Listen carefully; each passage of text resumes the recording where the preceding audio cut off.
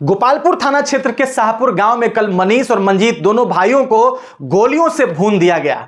मनीष और मंजीत कल रिसेप्शन में शामिल होने गए थे, अपने दोस्त के रिसेप्शन में शामिल होने गए थे, दौलत राय के बेटे के रिसेप्शन में शामिल होने गए थे। वहीं पर 9 बजे रात को कल 10 से 12 हथियारबंद लोग अचानक पहुंचते हैं और अंधाधुंध फायरिंग करने लग जाते हैं। मनीष और मंजीत खाना खाकर हाथ धोने गए थे।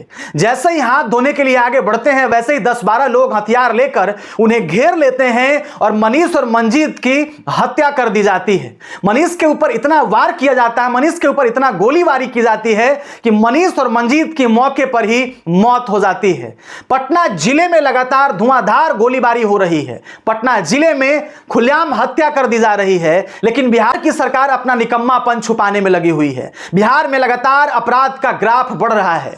बिहार के हर जिले में हत्याएं हो रही हैं। बिहार के हर जिले में दुष्कर्म की घटनाएं हो रही हैं। बिहार में खुलेआम मां बहनों के साथ छेड़छाड़ और दुष्कर्म की घटनाएं सामने आ रही हैं, लेकिन बिहार का निकम्मा सरकार अपने नाकामी को छुपाने में लगातार लगी हुई है। बताइए, अपने ही गोतिया के लोगों ने मनीष और मंजीत की हत्या करा दी।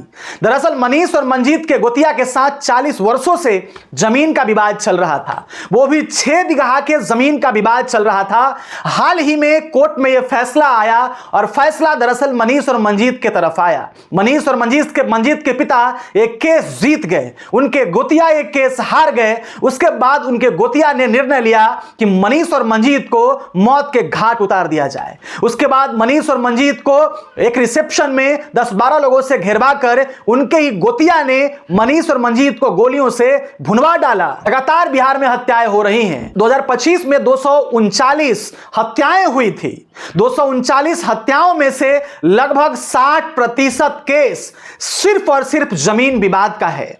सरकार को पता है कि बिहार में हत्याएं अधिकतर जमीन विवाद को लेकर के होता है, लेकिन फिर भी बिहार सरकार जमीन विवाद समाप्त करने में अभी भी नाकाम है। बिहार में लोग जमीन के नाम पर लड़ते हैं और आपस में एक दूसरे का खून पी जाते हैं। आपस में एक भाई दूसरे भाई को मरवा देता है, एक भाई दूसरे भाई की हत्या कर देता है, एक गोतिया अपने ही गोतिया का गला काट देता है। ऐसा बन चुका है जमीन विवाद।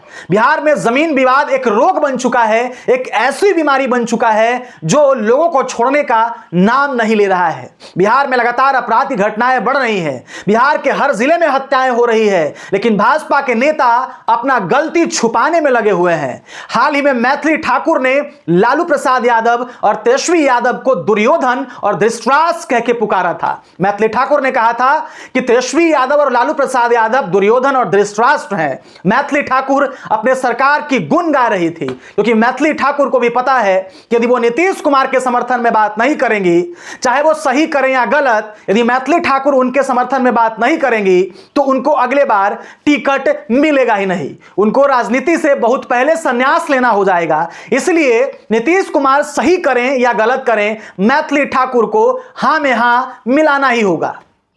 मैथिली ठाकुर हाल ही विधानसभा में कह रही थी कि याद कीजिए वो जंगल राज, शाम जैसे ही होता था तो हमारे माता पिता दादा दादी कहते थे कि बउआ घर से बाहर ना निकलिह, गाड़ी से भी कहीं बाहर ना निकलिह, न तो घटना हो जतबा।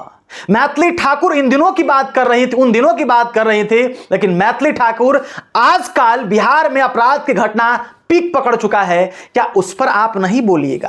राजनीति में क्या आप इसलिए आई थी कि नीतीश सरकार का बैठ करके चापलूसी करना है? बैठे सरकार को, जो निकम्मा सरकार है, उसको बैठ करके चापलूसी करना है और चापलूसी का रोटी खाना है।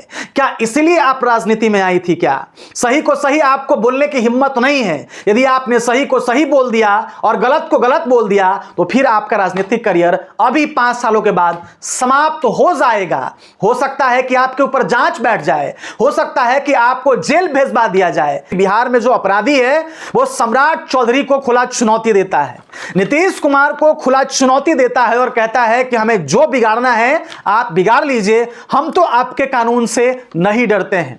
जब से ये नई सरकार बनी है तब से बिहार में अपराध का जो घटना है लगातार बढ़ता जा रहा है, लगातार पीक लेवल पे पहुंचा हुआ है। इस सरकार से ना तो अपराध कम होने का नाम ले रहा है और ना ही महिलाओं के साथ हो रहे दुष्कर्म कम होने का नाम ले रहा है। इस सरकार में ना तो अपराध रुक रहे हैं और ना ही भ्रष्टाचार इस सरकार में रुक रहे हैं। यह सरकार ना तो हत्या रोकने में सफल हुई है, ना ही महिलाओं के साथ हो रहे छेड़छाड़, महिलाओं के साथ हो रहे दुष्कर्म को यह सरकार रोकने में सफल हुई है। ना तो बिहार सरकार अच्छा बिहार में स्वास्थ्य कर रही है और ना ही यह बिहार में अच्छा शिक्षा मुहैया करा रहे हैं, ना तो ये बिहार में अच्छा सड़क बना रहे हैं, ना ही बिहार में कानून व्यवस्था लागू करवा रहे हैं। बिहार में लगातार सूखा नशा का प्रचलन बढ़ता जा रहा है। बिहार का गांव-गांव सूखा नशा से प्रभावित हो रहा है। सूखा नशा गांव के जिले-जिले में फैल चुका है।